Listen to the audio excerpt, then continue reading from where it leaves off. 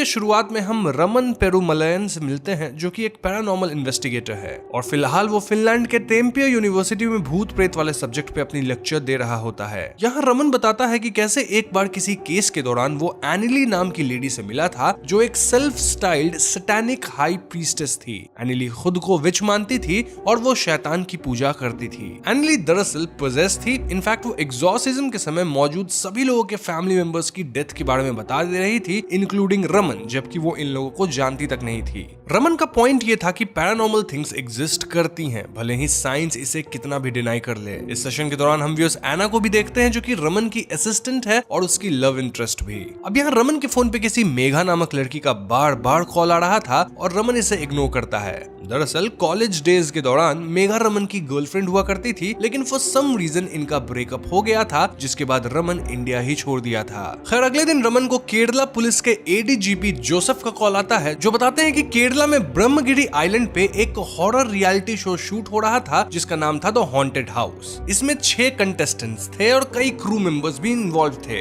लेकिन अचानक यहाँ 7 लोग समाप्त हो गए। इन 7 लोग में से एक रवि वर्मा नाम का भी आदमी था, जो कि मेघा का हस्बैंड था। तो इसी सिलसिले में शायद मेघा रमन को कॉल कर रही थी और मेघा के प्रेशर में ही जोसेफ भी चाहता था कि रमन इस मामले को इन्वेस्टिगेट करे। ये सुनते रमन इस बारे में रिसर्च करने लग जाता है, जहां वो पाता है कि 6 कंटेस्टेंट्स में से 5 मारे गए और एक बिजॉय नामक कंटेस्टेंट बच गया, जो कि मेंटली स्टेबल नहीं है, काइंड ऑफ कोमा में है। देन यूट्यूबर्स भी इस केस पे वीडियो बना रहे थे, सेइंग कि ब्रह्मगिरी के जिस घर में शूटिंग हो रही थी वो एक हॉन्टेड प्लेस है और ये सब लोगों को मारने का काम भूत प्रेत ने किया है। जो भी हो, रमन एना के साथ केरला पहुंचता है और यहाँ वो जोसेफ एंड मेघा से मिलता है। रमन के आने से मेघा वाज वेरी हैप्पी और इनके कॉन्वर्सेशन से हम कुछ बात समझ पाते हैं। लाइक मेघा नाम्बियार कास्ट से है, जिसे यहाँ अपर कास्ट माना जाता है, और रमन मलायन कास्ट से है, जिसे लोअर कास्ट माना जाता है। मेघा और रमन के ब्रेकअप में जरूर कास्ट वाला सीन था, क्योंकि यहाँ रमन मेघा को इस बारे में टॉन्ट करता है, सेइंग कि नाम्बियास कब से मलायन को छूने लग गए। इसके अलावा एना वाज रियली अनकंफर्टेबल, क्योंकि ऑफ कोर्स रमन यहाँ अपनी एक्स गर्लफ्रेंड के केस को हैंडल करने आया था, जिसका पति अब इस दुनिया में नहीं है। एंड मैंने आपको बताया ही है कि फिलहाल एना और रमन रोमांटिकली इन्वॉल्व्ड है।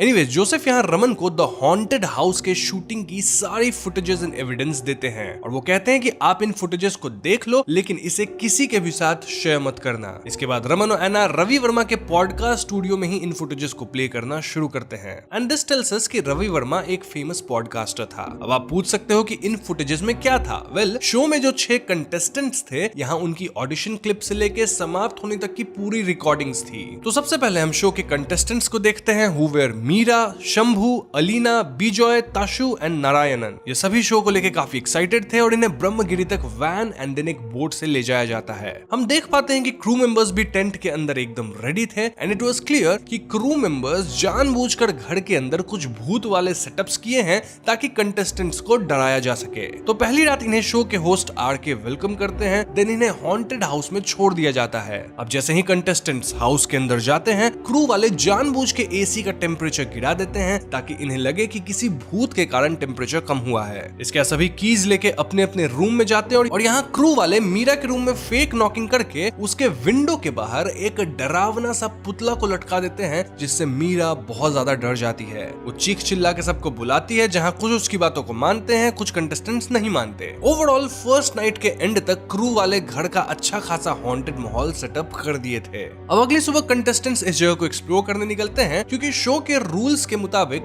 जितनी भी शूटिंग होनी है वो सब रात में होगी और डे टाइम कंटेस्टेंट्स के लिए पूरी तरह से खाली रहेगा। खैर ये लोग इस जगह को एक्सप्लोर करते हैं, जहां ये लोग एक ट्री हाउस देखते हैं, जंगल देखते हैं और एक्सप्लोर करते हुए ये लोग एक बड़े से ट्री के पास पहुंचते हैं, जिसे देख के ऐसा लग रहा था मानो ये ट्री काफी पुरानी है और यहाँ किसी तरह की रिचुअल करी गई है। इन्हें यहाँ एक बॉयलर रूम भी दिखता है, जो कि काफी टाइम से अबैंडन था। अब उस रात फाइनली इनके शो का रियल टास्क शुरू होता है, जो कि कंटेस्टेंट्स को पूरे करने थे। तो सबसे पहले इन 6 लोगों को 2 टीम में बंटना था, जहां एक टीम सदर्न साइड ए रूम की तरफ जाएगी और दूसरी टीम बी रूम की तरफ जाएगी। रूम बी की कहानी कुछ ऐसी थी कि ईस्ट इंडिया कंपनी के टाइम पे company state manager Arthur Williams इसी जगह पे अपने बीवी बच्चे को समाप्त किए और फिर खुद भी समाप्त हो गए थे। एनीवेज, तो अब रूम ए की तरफ बिजॉय, अलीना और ताशु जाते हैं, वहीं रूम बी की तरफ मीरा, शंभू और नारायण जाते हैं। रूल्स के मुताबिक दोनों रूम्स में सिर्फ एक कंटेस्टेंट एंट्री ले सकते थे और बाकी 2 को बाहर वेट करना है। और ऐसे में रूम ए के अंदर अलीना जाती है और बी के अंदर मीरा।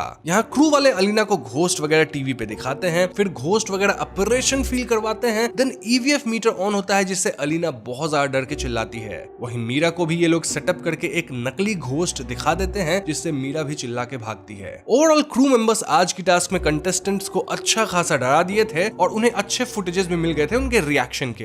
अब अगली रात था task 2 which was treasure Hunt. इस टास्क में भी इन्हें 2 टीम्स में बंटना था और इस बार जो टीम हारेगी उस टीम को डायरेक्टली एलिमिनेट कर दिया जाएगा। कंटेस्टेंट्स को एक क्लू दिया जाएगा जिसे फॉलो करते हुए उन्हें नए क्लूज ढूंढते रहना है और फाइनली ट्रेजर भी ढूंढना है। यहाँ पहली टीम में अलीना, शंभू और बिजॉय होते हैं, वहीं दूसरी टीम में नारायण, मीरा और ताशु होते हैं। अब नारायण एंड टीम तुरंत फर्स्ट क्लू के हिसाब से अपनी सर्च शुरू करते हैं, वहीं शंभू एकदम से पागलों की तरह एक्ट करते हुए जंगलों की तरफ भागता है। कहां भागता है? वेल, उस बड़े से रिचुअल वाले पेड़ की तरफ। अब इस ट्री में एक छोटा सा दरवाजा था, मतलब छोटा सा मंदिर जैसा, एज इफ वहां कुछ लॉक्ड है और शंभू को लगता है कि क्लू उसके ही अंदर है। ऐसे में शंभू उस दरवाजे को तोड़ डालता है और उसके ऐसा करते ही अंदर से फायरफ्लाइज और कुछ अजीब चीजें निकलती हैं जिससे शंभू के गर्दन पे काफी गहरी स्क्रैच आती है। हम ऐसा भी फील करते हैं मानो शंभू के आसपास कोई एंटिटी थी जो कि फ्री हुई थी और अलीना जोर जोर से चिल्ला के सबको बुलाती है। दूसरी टीम के मेंबर्स भी फौरन यहाँ आते हैं और इस पॉइंट पे सेकंड टास्क को बंद किया जाता है क्योंकि देखा जाए तो शंभू इंजर्ड हो गया था। ये सब देख क्रू भी डिसाइड करती है कि कल एक दिन ब्रेक लिया जाए ताकि सभी आराम कर सके, यानी कि नेक्स्ट डे कोई शूटिंग नहीं होगी। अब ब्रेक डे की रात शंभू और नारायण पी रहे होते हैं जब नारायण को एक अजीब लाइट दिखती है और शंभू को चंडे की आवाज सुनाई देती है। बाय द वे, चंडे को आप एक तरह का ढोल समझ सकते हैं जो कि साउथ रीजन में एक कॉमन इंस्ट्रूमेंट है। शंभू और नारायण इस साउंड और लाइट का पीछा करके वापस उसी ट्री के पास पहुंचते हैं और यहाँ शंभू नशे की हालत में स्टोन पे दारू फेंक के आग लगा देता है, फिर उस पे सूसू करने लगता है। सभी शंभू को लेने आते हैं लेकिन शंभू उनके साथ नहीं जाता, रादर वो बाकियों को उल्टी सीधी बातें बोलने लगता है। ऐसे में सभी शंभू को वहीं छोड़ घर की ओर चल देते हैं। अब इस पॉइंट पर रमन फुटेजेस को पॉज करता है और आयशा जी को कॉल लगाता है जो कि फोकलोर और एंथ्रोपोलॉजी एक्सपर्ट थी। आयशा जी बताती हैं कि ब्रह्मगिरी एक ऐसी जगह है जहां पे ढेर सारे ancient rituals and burial stones हैं। वहां केव पेंटिंग्स, रॉक आर्ट और इवन ट्राइबल वॉरलॉर्ड्स के बरियल स्टोन्स हैं। आयशा जी कहती हैं कि वो ब्रह्मगिरी के बारे में और पता करके रमन को कांटेक्ट करेंगी। खैर, तो इसके बाद रमन वापस फुटेज देखना शुरू करता है जहां 5 कंटेस्टेंट्स अब हाउस के अंदर आ गए थे एक्सेप्ट शंभू। बिजॉय शंभू को ढूंढते हुए बाहर कुएं के पास जाता है जहां वो शंभू को कुएं के अंदर रस्सी से लटकता पाता है। जी हाँ दोस्तों, शंभू खत्म हो चुका था और ये देख बाकी 5 कंटेस्टेंट्स बहुत ज्यादा डर जाते हैं। अब क्योंकि आज ब्रेक डे था तो कैमरा क्रू में भी सिर्फ 2 लोग ही थे और वो भी कैमरा पे ज्यादा ध्यान नहीं दे रहे थे। नौ शंभू वाली इंसिडेंट के बाद 5 कंटेस्टेंट को घर के कमरे में घोस्टली बर्न्ड फुटप्रिंट्स दिखाई देती हैं। नारायण ड्रंक हालत में लाइट के पीछे भागते हुए बॉयलर रूम के पास पहुंच जाता है जहां उसके ऊपर बर्निंग कोल गिरता है और वो भी खत्म हो जाता है। इस सब के बीच हम दोनों कैमरा क्रू मेंबर्स को भी खत्म पाते हैं, यानी अब तक 4 लोग खत्म हो गए हैं। अब बचे थे तो सिर्फ ताशु, मीरा, अलीना एंड बिजॉय और ये चारों घर के अंदर थे। मीरा किचन में जाती है जहां एक अदृश्य शक्ति मीरा पे हमला कर देती है और उसका सर माइक्रोवेव में डाल के उसे समाप्त कर देती है। सभी मीरा की हालत देख एकदम डर जाते हैं और यहाँ एकदम से नारायण आ जाता है। नाउ इट वाज क्लियर कि ये नारायण नहीं बल्कि उसका घोस्ट है क्योंकि हम व्यूअर्स पहले ही नारायण को समाप्त होते देख पाए थे। नारायण यहाँ अपने चेयर के साथ ही अजीब तरह से मूव करके अलीना और ताशु पे हमला कर देता है जिससे ये दोनों लड़कियां भी खत्म हो जाती हैं। बचता है तो सिर्फ बिजॉय जो कि भागते हुए पानी में जाता है। इनफैक्ट हम ये जान पाते हैं कि नेक्स्ट डे बिजॉय यहाँ से रेस्क्यू भी हो गया लेकिन उसकी मेंटल स्टेट ठीक नहीं है और वो कोमा में है। अब दोस्तों जब रमन इन फुटेजेस को देख रहा होता है तो फ्रेम बाय फ्रेम मूव करके कई जगह क्लियरली एक एंटिटी को देख पा रहा था जो कि नारायण को पजेस करी थी। खैर, तो अगले दिन रमन आयशा जी से मिलता है जो कि बताती है कि ब्रह्मगिरी के लोग एक स्पेशल गॉडेस की पूजा करते थे जिन्हें वो मदर कहते हैं। बेसिकली ये प्रकृति की पूजा है और ये एक तरह से द्रविडियन लोर था। कई 100 साल पहले इस जगह को कोलुथानाडु के किंग्स रूल करते थे और ये पर्टिकुलर आइलैंड लस्ट और वेंजेंस का लैंड है। 1775 के दौरान ब्रह्मगिरी पे एक ताकतवर और क्रूर लैंडलॉर्ड का राज था जिसका नाम था कुलशेखरन। यहीं पे एक मुकिल नाम की अत्यंत सुंदर लड़की भी रहती थी। कुलशेखरन अपनी दूसरी शादी मुकिल से किया था एंड इन जनरल वो एक वुमेनाइजर था, लेकिन उसकी मर्दांगी मुकिल के सामने फीकी पड़ जाती थी। कुलशेखरन मुकिल को हमेशा बंद करके रखता था ताकि किसी और की नजर उस पर ना पड़े, लेकिन साल में एक बार थेयम सेलिब्रेशन के टाइम पे मुकिल बाहर आती थी। अब कुंजाम्बू करके एक बंदा था जो कि कुलशेखरन के हिसाब से लोअर कास्ट मलायन था और उसे कभी भी कुलशेखर के मैंशन के आस आसपास आना अलाउड नहीं था, लेकिन थेयम सेलिब्रेशन के दौरान कुंजाम्बू गॉडेस बन के परफॉर्म करता था क्योंकि मलयन ही ये रिचुअल कर सकते थे, इसीलिए उस दिन वो मैंशन पे अलाउड था। तो थेयम फेस्टिवल के टाइम पे जब कुंजाम्बू तैयार होता है तो मुकिल उसकी तरफ अट्रैक्ट हो जाती है। ऐसे में मुकिल और कुंजाम्बू इंटीमेट होते हैं और कुलशेखरन ये सब बाहर से देख लेता है। अब इस सब के बाद जब कुंजाम्बू परफॉर्म करता है तो बीच में ही उसका डिवाइन डांस रुकता है क्योंकि वो अपना व्रत तोड़ा था इंटीमेट होके। डिवाइन डांस के रुकने से गांव वाले परेशान थे और यहाँ एक इंटरेस्टिंग बात ये थी कि मुकिल कुंजाम्बू पे नहीं बल्कि उसके गॉडेस वाले फॉर्म में इंटरेस्टेड थी, यानी जब उस पे डीटी आती हैं। अब कुलशेखरन तो पहले से ही कुंजाम्बू से बदला लेना चाहता था और ऐसे में जब कुंजाम्बू परफॉर्म कर रहा था तो वो एक सांप के पूजने वाले इंसान से कुंजाम्बू के सीने के आर पार सरिया घुसवा देता है। इससे कुंजाम्बू समाप्त हो गया और जिस टाइम पे वो खत्म हुआ उस टाइम पे वो मेटाफिजिकल स्टेट में था, यानी ना तो वो पूरी तरह से ह्यूमन था ना ही गॉडेस था। उस दिन के बाद ब्रह्मगिरी में अजीब घटनाएं होने लगी, लाइक फसल खराब होना, लोगों का अपने आप समाप्त हो जाना, लाइफ स्टॉक्स का खत्म होना वगैरह वगैरह। ऐसे में लोकल एरिया के राजा आते हैं और वो लेजेंडरी पेरुमलायन यानी डिवाइन ऑरेकल की मदद लेते हैं। पेरुमलायन कुंजाम्बू के स्पिरिट को एक कव में ट्रैप कर देते हैं और दोस्तों ये वही जगह है जहां बड़ी सी वृक्ष थी, देन छोटे छोटे विंडोज थे, मतलब द्वार था जिसको शंभू ओपन कर दिया था। कुंजाम्बू को कैद करने के बाद राजा ब्रह्मगिरी को बाकी सिविलाइजेशन से कट ऑफ कर दिए ताकि कोई गलती से भी कुंजाम्बू को फ्री ना कर दे। हाल ये था कि ब्रह्मगिरी में जानवर तक नहीं जाते हैं, ना ही पक्षी इस रीजन के ऊपर से उड़ते हैं। फिर कई सालों बाद ब्रिटिशर्स इस जगह पे आते हैं और वो कुलशेखरा के घर वाली जगह पे मैंशन बनवाते हैं। वैसे ब्रिटिशर्स भी उस रिचुअल वाले पेड़ के साथ छेड़छाड़ नहीं किए थे, ऑल्दो आर्थर विलियम्स के साथ क्या हुआ ये तो मैंने आपको बता ही दिया है। देन प्रेजेंट टाइम में इस जगह पे ह्यूमंस रियलिटी शो करने गए और फिर क्या हुआ ये तो आप सभी जानते ही हैं। सो दोस्तों ये सब पता लगने के बाद रमन और एना डिसाइड करते हैं कि ये लोग तहकीकात करने ब्रह्मगिरी जाएंगे और यहाँ मेघा भी इनके साथ आती है। रास्ते में रमन सो जाता है और एना एंड मेघा बात करती हैं। यहाँ मेघा बताती है कि फैमिली के कारण रमन और मेघा का ब्रेकअप हुआ था, ऑल्दो मेघा क्लियरली सब कुछ नहीं बताती। खैर ये लोग ब्रह्मगिरी हाउस पहुंचते हैं, देन पूरा एरिया छानबीन करते हैं। इसके बाद ये लोग वहाँ cameras, EVF and other equipments वगैरह सेटअप कर देते हैं। रमन को यहाँ एक सीक्रेट कमरा भी मिलता है जिसे देख ऐसा लग रहा था मानो ये मुकिल का कमरा रहा होगा, क्योंकि इस कमरे के अंदर एक डब्बे में थेयम वाली ड्रेस एंड ऑर्नामेंट्स रखी हुई थी। आगे रमन बताता है कि यहाँ 3 पॉसिबिलिटीज है। पहली ये कि बिजॉय सबको खत्म करके निकल गया और अब वो कोमा में है। सेकंड पॉसिबिलिटी है डिमोनिक पोजीशन की और थर्ड पॉसिबिलिटी है टेरिटोरियल रेसिड्यू एनर्जी की। अब डिमोनिक पोजीशन तो आप लोग समझते हैं, तो चलो हम लोग टेरिटोरियल रेसिड्यूअल एनर्जी पे बात कर लेते हैं। बेसिकली कोई भी इंसान जो कि इस दुनिया को बिना अपनी इच्छा पूरी किए छोड़ जाता है, मतलब उसकी अधूरी इच्छा रह जाती है, तो वो एक्चुअली में इस दुनिया से जा नहीं पाता, rather as residual energy stuck हो जाता है। तो इन रेसिड्यूअल एनर्जीज को रिलीज करने के लिए हमें इनसे कनेक्ट करना पड़ता है और ये रिचुअल कई धर्मों में भी होता है। ये सब बताने के बाद रमन घर के मेन डोर पे एक एंकलेट लटका देता है। ना जब रमन, एना और मेघा खा रहे होते हैं तो एक अदृश्य शक्ति मेघा पे हमला कर देती है। इसके बाद यहाँ एकदम से असाधारण गतिविधियां शुरू हो जाती है और रमन इनकी फोटोज लेने की कोशिश करता है। फिर ऑडियो डिवाइसेस भी बीपिंग सिग्नल पिक करने लग जाती है और घर की लाइट चली जाती है।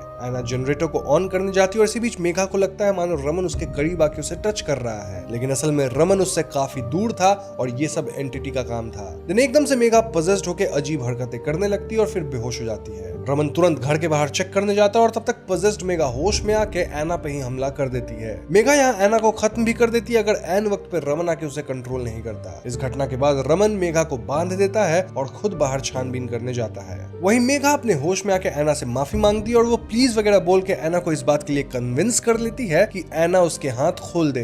एना भी मेघा की बातों में आके उसे ओपन कर देती है, जिसके बाद मेघा बाहर जाती है और वो अपने सारे कपड़े उतार के रमन तक पहुंच के उसे सेड्यूस करने की कोशिश करती है। रमन यहाँ फिर से मेघा को कंट्रोल करता है, देन उसे कपड़े पहनाता है और फिर से उसे बांध देता है। इसके बाद हम कुछ और असाधारण गतिविधियां देखते हैं, लाइक अजीब तरह के स्केयर क्रोज घर के बाहर आ जाते हैं और कुछ लाइट्स वगैरह निकलती है। देन एकदम से रमन का हाव भाव बदल जाता है और वो एना पे चिल्ला देता है। एना डरते हुए बाहर भागती है और वो ट्री हाउस पे चढ़ जाती है। रमन एना को मनाने उसके पीछे जाता है, लेकिन अगले ही क्षण एना ट्री हाउस से गिर जाती है और वो वहीं पे समाप्त हो जाती है। तो इस पॉइंट तक मेघा अपने होश में आ चुकी थी और वो समझ गई थी कि अब रमन पजेस्ड हो चुका है। रमन कमरे में आके मेघा पे चिल्लाता है और वहीं पीछे स्क्रीन पे बाहर की रिकॉर्डिंग्स प्ले होती है, जिसमें हम क्लियरली देख पाते हैं कि ट्री हाउस से एना गिरी नहीं थी, बल्कि पजेस्ड रमन उस पे हमला करके उसे नीचे फेंक दिया था, जिससे एना समाप्त हुई थी। जी हाँ दोस्तों, इस पॉइंट तक Raman was out of control और वो गुस्से में इस एंटिटी को चैलेंज करता है। ये एंटिटी रमन के सामने टेबल को हवा में लेविटेट कराती है। देन रमन दौड़ते हुए बाहर जाता है और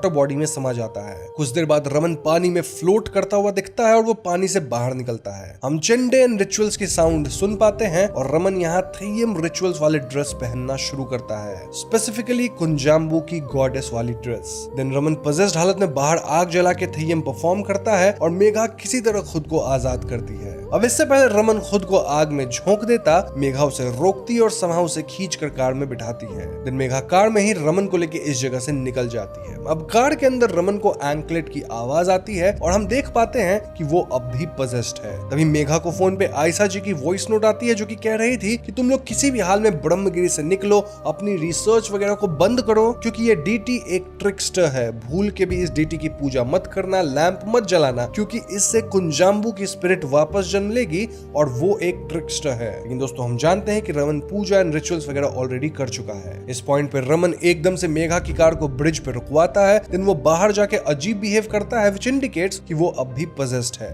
मेघा किसी तरह उसे कार में लाने की कोशिश करती है, लेकिन रमन जाके ड्राइविंग सीट पे बैठ जाता है। मेघा कार में आके उसे घर चलने को कहती है, लेकिन रमन लेट्स गो होम बोल के यहाँ कार को ब्रिज से जंप करवा के नदी में डुबो देता है। देन एकदम से हम व्यूअर्स को बताया जाता है कि मरने के समय आत्मा फ्री हो जाती है और समय रिवर्स में ट्रैवल करता है। रमन ड्रिफ्ट किया through hush between now and forever, लेकिन रमन अकेला नहीं था। वो अपने साथ कुंजाम्बू की इविल स्पिरिट को भी ड्रैग करने का ट्राई किया इनटू अननोन, लेकिन कुंजाम्बू को मर्सी नहीं चाहिए था, रादर अ विटनेस। कुंजाम्बू बिट्रेयल को रिवील करना चाहता था कि कैसे ह्यूमंस गॉड्स को भी बुचा किए। बेसिकली ये सब एक एंड नहीं बल्कि एक बिगिनिंग थी। यहाँ हम व्यूअर्स को फाइनली एक सीन दिखाया जाता है जहाँ रमन पानी में वूम्ब वाले चाइल्ड पोज में होता है। देन एक नग्न बच्चा जो कि थेयम वाले मेकअप में था, वो रमन की घड़ी लेता है जिसके सारे कांटे उल्टे चल रहे थे। ये बच्चा इस घड़ी को लेके भाग जाता है और सीन जूम आउट होता है। तो फिल्म के पहले सीन में हम पहुंचते हैं स्पेन के बार्सिलोना में, जहां हम एक कॉन्वेंट का नजारा देखते हैं। ये कॉन्वेंट एक कैथोलिक बोर्डिंग स्कूल है जहां लड़कियों को पढ़ाया जाता है। कॉन्वेंट के सभी बच्चे, यहां तक कि दूसरे सिस्टर्स और प्रीस्ट्स भी सिर्फ एक इंसान के खौफ में रहते हैं, और ये इंसान है सिस्टर उर्सुला, जो इस कॉन्वेंट की प्रिंसिपल भी हैं। हमें क्लासरूम में कुछ टीन लड़कियों को देखते हैं जो आपस में हंसी मजाक करते हुए स्कूल और यहाँ की प्रिंसिपल उर्सुला का मजाक बना रही हैं। इन लड़कियों के नाम है मेरी, सूजन, जो, जोआना, उलालिया और क्रिस्टी, और ये सभी दोस्त हैं। इनके हंसी मजाक के दौरान ही अचानक उलालिया इन्हें वार्न करती है कि सिस्टर उर्सुला उन्हीं के कमरे की तरफ आ रही हैं। ये सुन सभी बच्चे अपने अपने सीट पे जा बैठते हैं और इसमें खुद उलालिया को थोड़ी देर हो जाती है क्योंकि वो पैरों से लाचार थी। हम सिस्टर को क्लासरूम में आते देखते हैं और आते ही वो उलालिया को काफी उल्टा सीधा सुनाने लगती है। इनफैक्ट उसके पैरों की प्रॉब्लम को भी भगवान की ही दी हुई सजा बताती है। सिस्टर उर्सुला सभी लड़कियों को काफी स्ट्रिक्टली डांटने लगती है, सेइंग कि उनके पेरेंट्स ने उन्हें दुनिया के अलग अलग कोने से यहाँ इसलिए भेजा है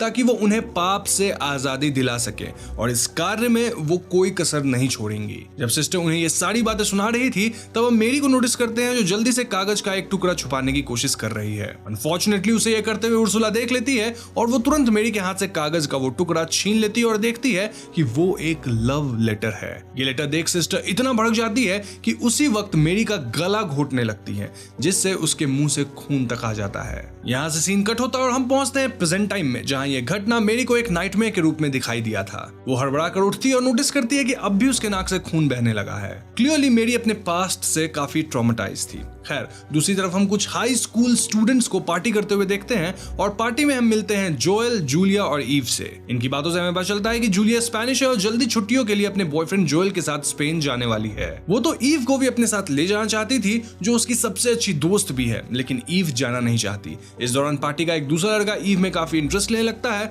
और हम उन्हें स्कूल वॉशरूम में साथ देखते हैं, लेकिन ईव को ढूंढते हुए उसके दोस्त आ जाते हैं और प्रैंक तहत अचानक से उनके ऊपर शावर ऑन कर देते हैं। लेकिन इस सिंपल से प्रैंक से ईव बहुत ज्यादा डर जाती है। हम उसे लिटरली चीखते हुए देखते हैं, लेकिन हम ये नहीं समझ पाते कि आखिर वो इतना ओवर रिएक्ट क्यों की। खैर, फिल्म के अगले सीन में हम वापस मेरी के घर में आते हैं, जहां अब कुछ अजीब चीजें होने लगी थी। मेरी अपने बोर्डिंग स्कूल के दोस्तों की तस्वीर देख रही होती है कि तभी उसे किचन से कुछ आवाज सुनाई देती है। पहले तो उसे लगता है कि ये शायद ईव होगी जो पार्टी से वापस आई है, लेकिन जब मेरी किचन में देखने जाती है तो वहां अचानक ही सिंक में पानी भरने लगा था। इतना कि अब वो बाहर निकल रहा था और उधर मेरी के कमरे में हम तस्वीरों के बीच एक लेटर देखते हैं जिस पर उलालिया का नाम लिखा हुआ था। तभी अचानक से कहीं से पानी की एक बूंद इस चिट्ठी पे गिर जाती है और ऐसे में मेरी भी किचन में नल बंद करने की कोशिश में थी कि तभी अचानक वहां विंडो अपने आप खुल जाता है और हम उसी पानी में एक डरावने नन को शेप लेते देखते हैं। अब तक ईव भी वापस घर आ चुकी थी और वो अपनी मॉम को ढूंढते हुए अंदर आती है, लेकिन वो नन उसकी आंखों के सामने ही उसकी मॉम का गला घोट कर उसे मार डालती है। ईव बस चीख कर ही रह जाती है और पुलिस को बुलाया जाता है। ईव के दोस्त संभालते हैं लेकिन उसकी बात पे कोई यकीन नहीं करता। ईव सबको समझाने की कोशिश करती है कि उसने एक नन को अपनी मॉम पर हमला करते देखा है, लेकिन पुलिस को वहां कोई फिंगरप्रिंट्स नहीं मिलते। ईव की हालत देख जूलिया पुलिस को बताती है कि ईव की मॉम ने उसके बचपन में ही खुद को मारने की कोशिश करी थी और इस बार भी कुछ ऐसा ही हुआ होगा। इस बातचीत के दौरान हमें यह भी पता चलता है कि ईव को खुद भी कुछ साइकोलॉजिकल इश्यूज रहे हैं, जहां उसकी माँ के साथ संबंध उतना अच्छा भी नहीं था। तो आगे हम वापस बार्सिलोना पहुंचते हैं जहां मिलते हैं उलालिया से। उलालिया किसी से फोन पे बात करती हुई नजर आती है, जहां हमें पता चलता है कि असल में उलालिया, मेरी और उनके बाकी दोस्त जल्द ही बार्सिलोना में मिलने वाले थे। क्योंकि हाल ही में उनके ग्रुप की एक लड़की जोआना की मौत हो गई है, वो भी किसी आपत्तिजनक स्थिति में। लेकिन आज क्रिस्टी उलालिया को फोन करके बताती है कि ठीक वैसे ही स्थिति में मेरी की भी मौत हो गई है। ये बात सुनकर उलालिया बहुत डर जाती है और क्रिस्टी को जल्द से जल्द बार्सिलोना पहुंचने कहती है ताकि वो लोग अपने उस सालों पुराने राज को छुपाए रख सके। इधर हम मेरी के फ्यूनरल का समय देखते हैं जहां ईव से मिलने क्रिस्टी आती है। क्रिस्टी ईव को बताती है कि वो उसे जानती है और वो मेरी की सबसे अच्छी दोस्त भी थी। अब ये सुन ईव थोड़ा शॉक्ड हो जाती है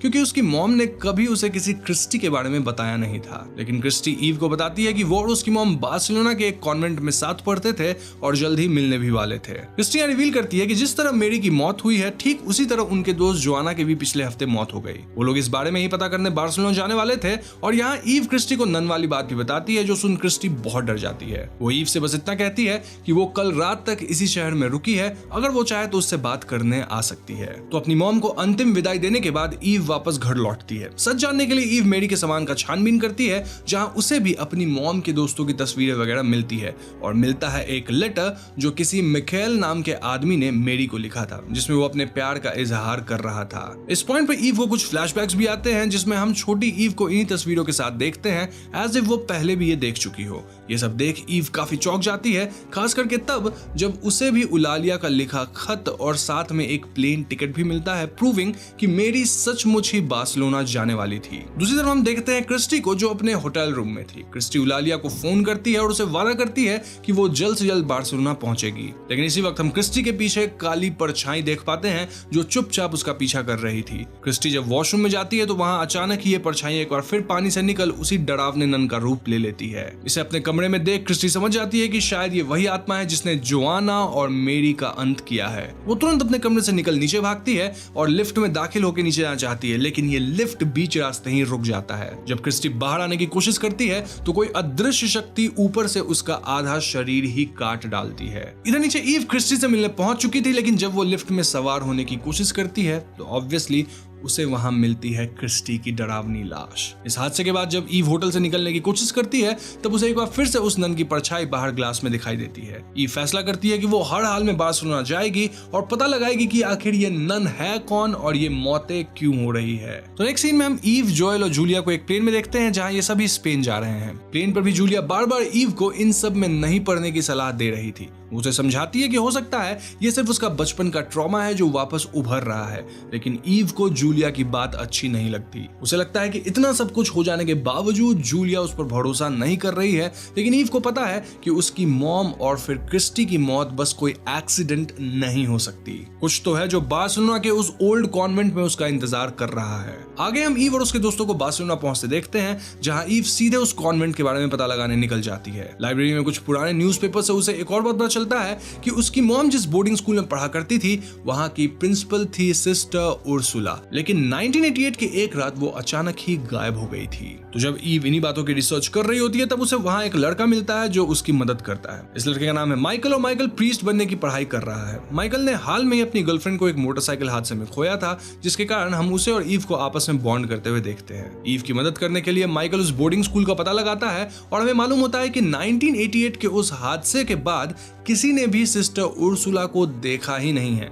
जिस कारण उस स्कूल को बंद कर दिया गया था। ये जान ईव तुरंत उलालिया का पता लगाती है और उससे मिलने जाने का फैसला करती है। तो नेक्स्ट सीन में हम उलालिया को देखते हैं जिसके पास भी मौत अब पहुंच चुकी है। हम देखते हैं कि उलालिया नहाने जा रही थी जब अचानक उसका बाथटब पानी से अपने आप भरने लगता है। वो नल बंद कर देती है लेकिन पानी फिर भी नहीं रुकता। अगले ही पल पानी से आती है वही नन जो कि ऑब्वियसली आप समझ गए होंगे सिस्टर उर्सुला की आत्मा होगी और वो उलालिया का भी अंत कर देती है। जब ईव यहाँ पहुंचती है तो उसे ऑफ कोर्स उलालिया की लाश मिलती है जिसे किसी ने बाथरूम में खून से लथपथ हालत में बांधकर छोड़ दिया था। जल्दी ईव को ढूंढते हुए माइकल, जूलिया और जोएल भी यहाँ पहुंचते हैं और पुलिस को बुलाने की कोशिश करते हैं, लेकिन तभी उन्हें उलालिया के फोन पर सूजन का मैसेज मिलता है जो बताती है कि क्रिस्टी, मेरी और जोएना की मौत हो चुकी है और इस सब का कनेक्शन उसी कॉन्वेंट से है। सूजन बताती है कि उन्हें जल्द से जल्द वहां पहुंचना होगा वरना उनका राज बाहर आ जाएगा। यह मैसेज पढ़ने के बाद ईव पुलिस को बुलाने से ज्यादा जरूरी सूजन और जो की जान बचाना समझती है। जोएल और जूलिया के लाख समझाने के बावजूद उन्हें उस कॉन्वेंट के लिए निकलना पड़ता है जहां इस वक्त सूजन और जो पहुंचने वाले हैं, जो कि अब द नन का अगला शिकार थे। हम देखते हैं कि तूफान और बारिश के बीच ये चारों उस पुराने बोर्डिंग स्कूल की तरफ निकल पड़ते हैं और जोएल बताता है कि मैप के अनुसार इस स्कूल के पास एक हॉट टब शुरू किया गया था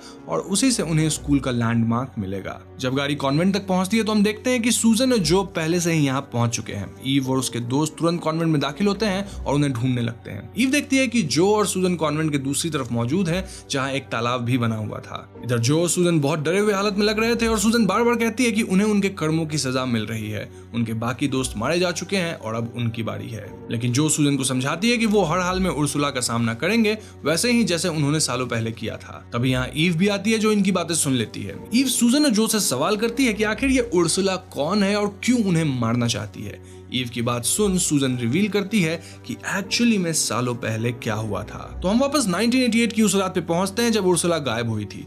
जो और बाकी दोस्त अपने टीचर से छुपकर हॉस्टल में इधर-उधर घूम रही थी जब अचानक उन्हें सुनाई देती है मेरी की चीख। जब इस आवाज को फॉलो करते हुए ये सब बाथरूम तक पहुंचती है तो वो वहां एक भयानक दृश्य देखती है। सिस्टर उर्सुला मेरी को जबरदस्ती तकलीफ पहुंचा रही थी। कारण ये था कि मेरी का कॉन्वेंट के ही एक फादर मिकेल के साथ अफेयर चल रहा था। वो उस वक्त ईव को लेकर प्रेग्नेंट थी और उर्सुला किसी भी हाल में मेरी को इस पाप से आजाद करवाना चाहती थी, भले ही इस काम में उसकी जान ही क्यों न चली जाए। अपनी दोस्त को बचाने के लिए जो, सूजन, क्रिस्टी और बाकी सब उर्सुला पे हमला कर देते हैं और उसे मार डालते हैं। उसके बाद हम देखते हैं कि ये लोग उर्सुला को इसी तालाब में छोड़ दिए ताकि कभी किसी को उसका सच पता ना चल सके। लेकिन सालों बाद किसी कंपनी ने इसी तालाब के पानी को सुखा दिया और इससे उर्सुला की आत्मा आजाद हो गई। इसी कारण वो आज एक एक करके उन सब से उनके पापों का बदला ले रही है। तो इस कहानी को सुनने के बाद सूजन, जो, ईव, जूलिया और माइकल फैसला लेते हैं कि वो हर हाल में इस आत्मा का अंत करेंगे, चाहे जो कुछ भी हो जाए। अब उर्सुला किसी को नुकसान नहीं पहुंचा पाएगी। वहीं जोल को अब भी इस बात पर यकीन नहीं हो रहा था। उसे लग रहा था कि ये सब बस एक एक्सीडेंट है जिसे लोग ज्यादा सीरियसली ले रहे हैं। भला कोई मरकर वापस कैसे आ सकता है। इधर कॉन्वेंट को एक्सप्लोर करते हुए ईव को उर्सुला का कमरा मिलता है जहां उसे एक बाइबल मिलता है जो फादर मिकेल उर्सुला को तोहफे में दिया था। इसे पढ़कर ईव के दिमाग में एक बार फिर मिकेल नाम कौंधता है और उसे बचपन के कुछ फ्लैशबैक्स याद आते हैं। इन्हें याद करके वो बहुत डर जाती है और माइकल उसे संभालता है। माइकल और ईव को यहाँ हम करीब आते भी देखते हैं। खैर अगले सीन में हम सभी को बाहर हॉलवे में देखते हैं जहां माइकल और ईव एक अजीब चीज नोटिस करते हैं। यहाँ दीवार पर क्रिश्चियनिटी के पेट्रन सेंट्स की तस्वीरें मौजूद थी जो उन्हीं नाम के थे जो मेरी और उसके दोस्तों के नाम थे, जैसे मेरी, जो, क्रिस्टियाना, सुजैन, जोआना और उलालिया। यही नहीं, इन सेंट्स की मौत भी वैसे ही हुई थी जैसे उर्सुला सभी को मार रही थी। इनफैक्ट यहाँ सेंट उर्सुला की तस्वीर लगी हुई थी जिसकी मौत एक तीर के लगने से हुई थी। ये देख जो समझ जाती है कि उर्सुला को तीर से ही खत्म किया जा सकता है, इसलिए उन्हें किसी तरह उर्सुला को सामने आने पे मजबूर करना पड़ेगा एंड देन वॉर करना होगा। लेकिन सूजन ये सब देख अपना आपा खो बैठती है और वो सीधे मेरी और ईव पर इल्जाम लगाने लगती है कि उन्हीं के कारण आज ये सब हो रहा है। ईव भी मेरी की तरह एक सिनर है जो कि माइकल नामक प्रीस्ट के करीब आ रही है। ये सारी मौतें उसी के कारण हो रही है और ये कहकर सूजन खुद को एक कमरे में बंद कर लेती है ताकि खुद को बचा सके। इसका नतीजा ये होता है कि उर्सुला उस कमरे में उसे भी मार डालती है। अब ये सब कुछ ईव की आंखों के सामने होता है लेकिन वो कुछ कर नहीं पाती। सभी सूजन की चीख सुन यहाँ आते हैं लेकिन उन्हें उर्सुला कहीं दिखाई नहीं देती। ईव उन्हें बताती है कि वो उर्सुला को देख सकती है और उसने सूजन को मारा है। इस बात से जो समझ जाती है कि क्योंकि ईव डायरेक्टली मेरी के जरिए उर्सुला से जुड़ी है, इस कारण उसके अलावा कोई और उसे देख नहीं पाता। अब ईव को ही उर्सुला का अंत करना होगा और इसके लिए सभी दोस्त एक प्लान बनाते हैं। जोएल और माइकल ऊपर छत का सारा पानी का पाइप्स खोल देते हैं ताकि नीचे पानी भर जाए और उर्सुला सामने आए। इस दौरान जोएल माइकल से शेयर करता है कि उसे अब भी नहीं लगता कि इन मौतों के पीछे किसी आत्मा का हाथ है। हो ना हो ये बस कोई एक्सीडेंट या फिर कोई जिंदा आदमी है जो इसके पीछे है। लेकिन माइकल जोएल को समझाता है कि दुनिया दुनिया में बहुत कुछ ऐसा है जो उनकी समझ के परे है। इसी बीच गलती से एक पाइप माइकल पर गिर जाता है और उसकी भी मौत हो जाती है। ये देख जोएल बहुत घबरा जाता है। इधर नीचे पानी भर चुका था और जोए और ईव बाहर तीर लाने जाते हैं, लेकिन उर्सुला वापस जोए पे हमला कर देती है और उसे भी मार डालती है। अब सिर्फ जूलिया और ईव बचे थे। ईव किसी भी हालत में जूलिया को खोना नहीं चाहती थी, इसलिए वो उसे बाहर भेज देती है और खुद उर्सुला को आवाज लगाती है। उधर जूलिया बाहर ईव के लौटने का इंतजार कर रही थी जब उससे मिलने आता है जोएल। जोएल बहुत गंभीर लग रहा था और वो जूलिया से कहता है कि उसे सब सच पता चल चुका है, ये मौतें क्यों हो रही है और इसके पीछे कौन है। जब जूलिया जोएल से सवाल करती है कि उसके कहने का मतलब क्या है, तब जोएल जूलिया को एक कहानी सुनाता है, छोटी ईव की कहानी। बचपन में ईव और मेरी का रिश्ता कभी अच्छा नहीं था। हम देखते हैं कि ईव अपनी मॉम की डायरी निकाल कॉन्वेंट के बारे में, उनके दोस्तों के बारे में पढ़ रही होती है, जब अचानक उसकी मॉम वहां आकर उसे डांटने लगती है। इनफैक्ट उसे काफी भला बुरा सुनाती है। उस दिन मेरी तंग आ चुकी थी। वो उर्सुला को मारने का गिल्ट बर्दाश्त नहीं कर पाती और वो मिखाएल को फोन करके अपना गुनाह कबूल करती है और खुद को जान से मारने की कोशिश करती है। ये सारी बातें ईव ने सुन ली थी। तभी से उसके मन में उर्सुला बैठ गई थी। जब हॉट टब बनाया गया और उर्सुला की आत्मा आजाद हुई, तब उस रात ईव और उसके दोस्त उस पार्टी में थे और शावर वाले हादसे के दौरान पहली बार ईव के ऊपर नन हावी हो गई। इस प्रभाव ने ईव ने ही मेरी को मार डाला। इनफैक्ट एक फ्लैशबैक में हमें मालूम होता है कि हर बार ईव हर मौत के करीब पाई गई क्योंकि उसी ने नन के कंट्रोल में क्रिस्टी, जोआना, उलालिया, सूजन और जो को मारी थी। जी हाँ, ये कहानी सुनने के बाद जूलिया बहुत शॉक्ड हो जाती है और उधर कॉन्वेंट के अंदर ईव के सामने उर्सुला की आत्मा आती है और वो किसी तरह उसे तीर से मार डालती है। लेकिन जब जोएल और जूलिया वहां पहुंचते हैं तो उन्हें सिर्फ ईव की लाश मिलती है, उसी तीर के साथ जो उसके शरीर को आर पार कर गई थी। जूलिया अपनी दोस्त की लाश को इस शापित कॉन्वेंट से बाहर निकालती है। तो ब्रह्मयुगम फिल्म 17th सेंचुरी के टाइम पे बेस्ड है और फिल्म की कहानी साउथ मलाबार में बेस्ड है। फिल्म के पहले सीन में हम जंगल में दो इंसान से मिलते हैं जिनका नाम कोरा और थेवन है। इन्हें देखकर ऐसा लगता है मानो ये लोग कहीं से भाग रहे हैं और ये दोनों नदी के उस पार जाना चाहते हैं। रात में दोनों जंगल में ही रुकने की ठानते हैं और बीच रात जब थेवन की आंख खुलती है तो वो कोरा को आसपास नहीं पाता। खोजने पे कोरा उसे थोड़ी दूर पे दिखता है जो कि एकदम मंत्रमुग्ध अवस्था में था। तभी सामने से एक खूबसूरत औरत आती है जो कि कपड़े तक नहीं पहनी थी। कोरा इस लड़की को देखकर एकदम मंत्रमुग्ध था, लेकिन थेवन तुरंत समझ जाता है कि ये लड़की एक यक्षी है। थेवन कोरा को होश में लाने की कोशिश करता है, लेकिन यक्षी के डर से थेवन यहाँ से भाग निकलता है और कोरा तो पूरी तरह उसमें डूबा हुआ था। इसके बाद हम कोरा को यक्षी के साथ इंटीमेट होने की कोशिश करते देखते हैं जब यक्षी कोरा को मार गिराती है। इनफैक्ट उसका खून पी जाती है। अब अगली सुबह हम थेवन को फिर से देखते हैं जो कि जंगल में भूखा इधर उधर भटक रहा था। वो वाटरफॉल के करीब तक पहुंचता है, लेकिन ये वाटरफॉल इतना बड़ा था कि इसे पार करना नामुमकिन सा लग रहा था। भटकते हुए थेवन एक बड़े से मैंशन तक पहुंचता है जो कि काफी पुराना दिख रहा था। वो मैंशन के अंदर रखा नारियल खाने लगता है जब मैंशन के अंदर रह रहा एक आदमी उसे टोकता है। तभी मैंशन का ओनर भी यहाँ बाहर आता है और वो थेवन से बात करने लगता है। यहाँ हम समझ पाते हैं कि मैंशन के ओनर का नाम कोडुमन पोट्टी था और दूसरा आदमी उसका कुक था। थेवन कहता है कि वो काफी भूखा था इसलिए अंदर भोजन की तलाश में आ गया। पेशे से थेवन एक पानन था। बेसिकली वो लोग जो पुराने जमाने में राजा लोग के लिए दरबार में गाना वगैरह गाया करते थे। पोट्टी थेवन को एक गाना सुनाने कहता है और थेवन गाना गाने लगता है। अब पोट्टी को थेवन की ये गीत बहुत पसंद आती है, इसलिए पोट्टी उसे यहीं रहने की इजाजत दे देता है। इनफैक्ट वो थेवन को खाना भी ऑफर करता है। अब यहाँ पे मैं आपको ये बता दूं कि फिल्म के इस सीन में कास्टिज्म पे बहुत फोकस करा गया है। आई मीन पोट्टी को एज ब्राह्मण दिखाया गया है, वहीं थेवन एक गाने वाला है जिसे नीच जाति का बताया गया है। डायरेक्टर ने क्लियरली पॉइंट आउट किया है कि कैसे थेवन और यहाँ का कुक अपने आप को निचली जाति का मानते हैं और पोट्टी ऑटोमेटिकली थेवन का काइंड ऑफ मास्टर हो गया है। ये बातें फिल्म में होने वाले कॉन्वर्सेशन से हम समझ पाते हैं और एक्सप्लेनेशन में मैं आपको कॉन्वर्सेशंस तो नहीं बता सकता, इसीलिए इस बात को मैं अलग से पॉइंट आउट कर दिया हूं। खैर, तो आगे कुक थेवन को उसका कमरा दिखाता है और मैंशन घुमाते वक्त थेवन को एक चेतावनी देता है। वो कहता है कि थेवन अगर सही सलामत रहना चाहता है तो वो मैंशन के साउथ वाले हिस्से को कभी एक्सप्लोर ना करे। साथ ही इस मैंशन में अजीब अजीब आवाजें आती रहती हैं और थेवन इनके राज को सुलझाने की कोशिश ना करे तो ही बेहतर है। उसे इन आवाजों को इग्नोर करना है। ना उस रात थेवन पेट भर के खाना खाता है, देन पोट्टी को गाना सुनाता है और देन भोजन के लिए वो भगवान का शुक्रिया अदा करता है। ये सुन के पोट्टी थोड़ा भड़क जाता है, सेइंग कि खाना मैंने तुमको दिया है तो तुम भगवान का शुक्रिया अदा क्यों कर रहे हो। ये सीन बहुत ही वियर्ड सा था, लेकिन इससे अजीब अगला सीन था जहां हम कुक को सीक्रेटली किसी के लिए खाना ले जाते देखते हैं। नाउ थेवन जब आसपास घूम रहा होता है तो उसे बाहर कई कई गड्ढे दिखते हैं जिन्हें अब भर दिया गया था, क्लियरली इंडिकेटिंग कि इन गड्ढों में कभी तो इंसानों के लाश को रखा गया होगा। थेवन फौरन यहाँ से भागता है और मैंशन के अंदर उसे जंजीरों की आवाज सुनाई देती है। इन आवाज को फॉलो करते हुए थेवन ठीक वही जगह पहुंचता है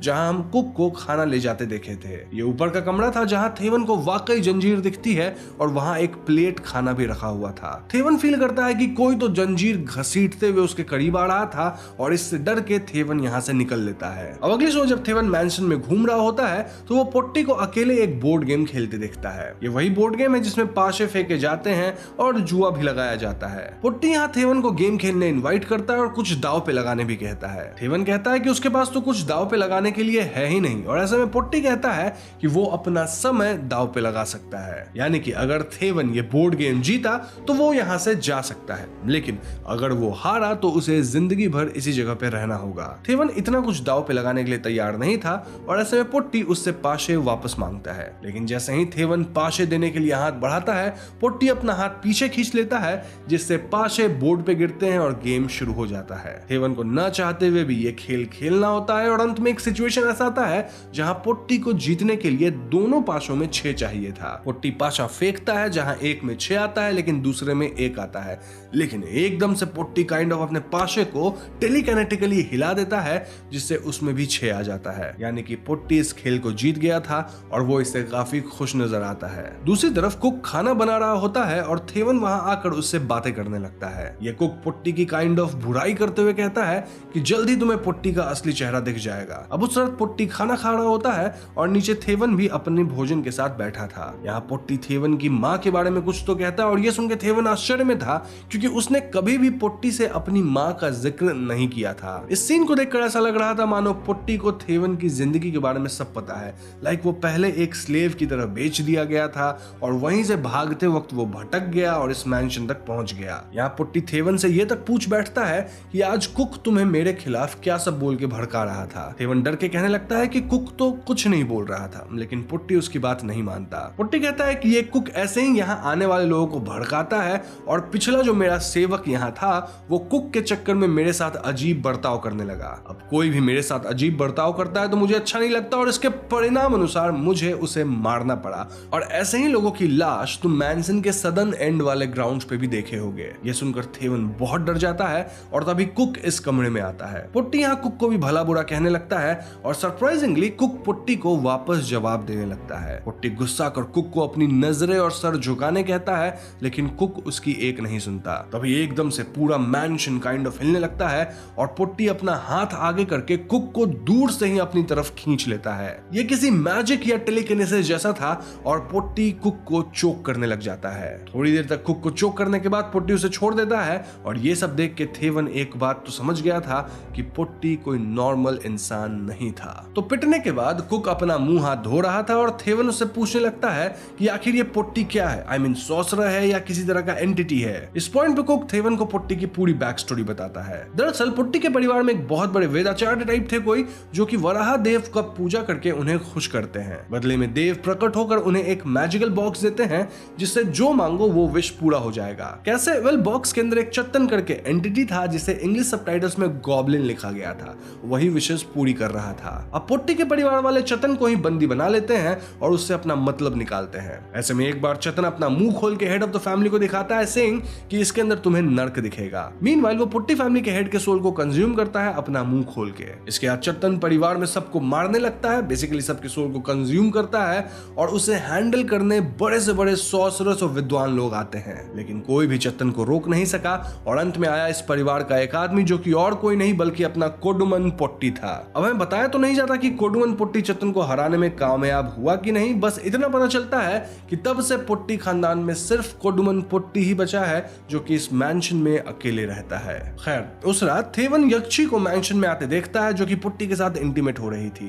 खैर, अब अगली सुबह थेवन एकदम डरा हुआ था और वो मैंशन से भाग जाने की सोचता है। वो कुक को भी साथ में भागने कहता है, लेकिन कुक उसकी बात को पूरी तरह इग्नोर करता है। थेवन अपने कमरे में जाकर अपना सामान बांधने लगता है कि तभी पोट्टी वहां आ जाता है। थेवन डरते हुए कहता है कि वो यहाँ से जाना चाहता है और पोट्टी कहता है कि तुम्हें कोई नहीं रोक रहा, तुम जा सकते हो, लेकिन बारिश रुकेगी तब तो जाओगे। अब ये बात थोड़ी अजीब थी क्योंकि इस जगह पे बारिश हो ही नहीं रही थी, लेकिन पुट्टी के ऐसा कहते ही यहाँ एकदम जोरों की बारिश शुरू हो जाती है। पुट्टी ये तक कहता है कि यहाँ एक बार बारिश शुरू हुई तो रुकती नहीं है, एक बार तो लगातार 3 साल तक बारिश हुई थी। अब रात को हम पुट्टी को थेवन पे गुस्सा होते देखते हैं, सेइंग कि वो भी उसके पहले वाले सेवकों की तरह बेवकूफ है। वो अब डरने लगा है और ऐसे में पुट्टी को थेवन बिल्कुल पसंद नहीं आ रहा। अब आप व्यूअर्स तो जानते हैं कि अगर पुट्टी अपने किसी सेवक से नफरत करने लगे तो समझो उसके मरने का समय अब नजदीक है। इस पॉइंट तक थेवन बहुत डर चुका था और ऐसे में कुक उसे सेलर में ले जाके थोड़ा मदिरा देता है। मदिरा पी के थेवन अपने बारे में कुछ बातें बताने लगता है, लाइक कैसे उसकी माँ बहुत मेहनती है,